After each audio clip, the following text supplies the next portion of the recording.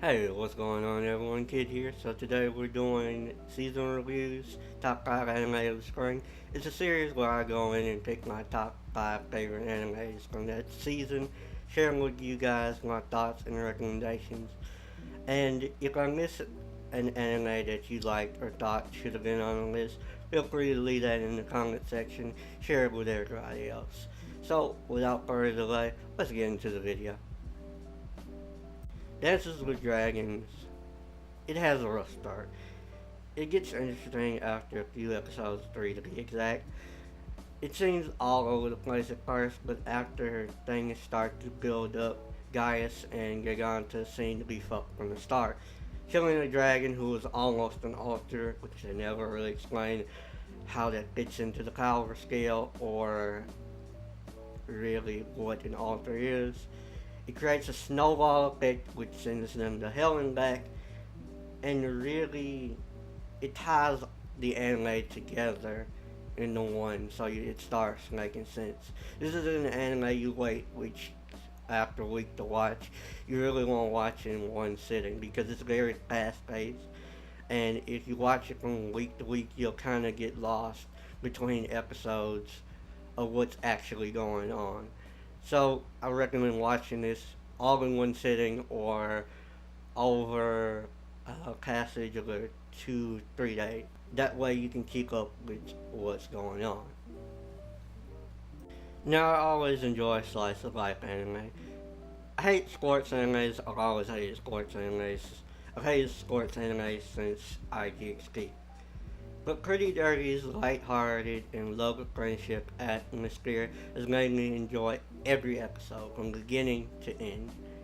Now from the name, and it's about horse girls, and it's based on a mobile game. I thought it would be etching. I thought it had a titty every scene, stuff like that. I thought it'd be a lot of sexualized humor. But no, this anime stands up on its own without fan service, without the ecchi, without cocking a titty out every other scene. And well, to be honest, I like it. It makes for a clean and interesting watch. It the theme of horse girls winning friendship and just generally helping each other out. It makes for a really interesting and clean watch, and I like it. It even makes me want to get back in shape after watching it.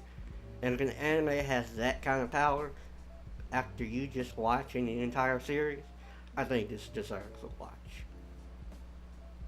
Now I know Fooly Cooly just started like 2 weeks ago, but I had to put it on here because it's still starting in the spring. So usually when there's a hype train around an anime, I worry that they're gonna fuck it up. It's the classic Fooly Cooly, so a continuation they could fuck up horribly. But they did this one right. I have no bad things to say about it really. It looks and feels just like the old Fooly Cooly, and it only has a few animation updates. The symbolism is still there. It looks and feels even better than season one. My favorite scene from Progressive has to be when Jinyu hits Hidomi with her car. If you know season one, if you've seen season one, you'll know this is the same exact thing Haruko did when she first met Naoto. So the fan service is strong with this one. But if you haven't already seen it, go check it out. It's on Toonami. The first 2 episodes are already out. It's really good. Definitely recommend this one. Now, Golden Kamuy's been a mixed bag of greatness. The serious tones and amazing animations can pull at your heart, like between episodes 5 and 6. This anime really knows how to have fun, and the funny moments in between story help flesh out already amazing and lovable characters. There's never really a dull moment in this one. So when you hear something like "I'm immortal Sugimoto," you better be ready for some actions. If you keep a list of must watch anime, this should be at the top of that. Tokyo Glory. Yeah, let's get into this. So Tokyo Ghoul has been a great ride. I can't wait for more episodes, but as much as I love the dark, action-packed, and gritty fighting scenes, I could do without all the sadness. And that's pretty much been the season.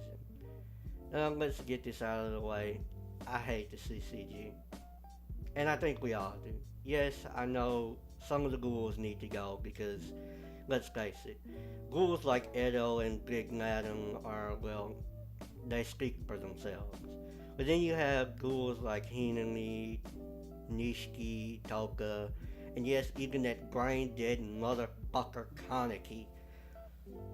It feels like they're being forced into a fight because they don't have a choice whatsoever. The CCG makes more problems than they actually solve.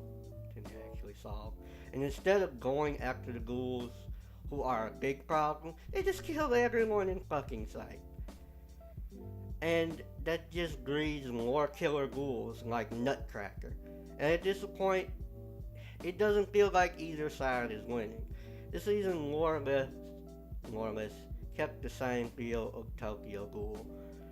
But the ending to the season was pretty lackluster because of, spoiler alert, the fight with Edo. I can't get past that. It could have been a lot better. I feel like they could have done a lot better with that. And the cliffhanger ending that they left it at, again, got me pumped for the next season, but I kind of felt like they could do better. Tokyo Ghoul is basically a season of Heisei Kaneki, stumbling in the dark, walking past old places that we all know and love, that he knows and loves. And while Heisei battles not to remember in the beginning, it becomes clear in the end. He can't run from who he well, he can't run from Kaneki. He can't run from who he is. And that is a main focus point, and the whole season I've been sitting in my chair just screaming for him to remember. And it seems like when he does actually remember, he just goes into this dark, gritty, Super Saiyan God Super Saiyan mode. It's pretty good to see him back to the old Kaneki, but I think they kind of milked it a bit.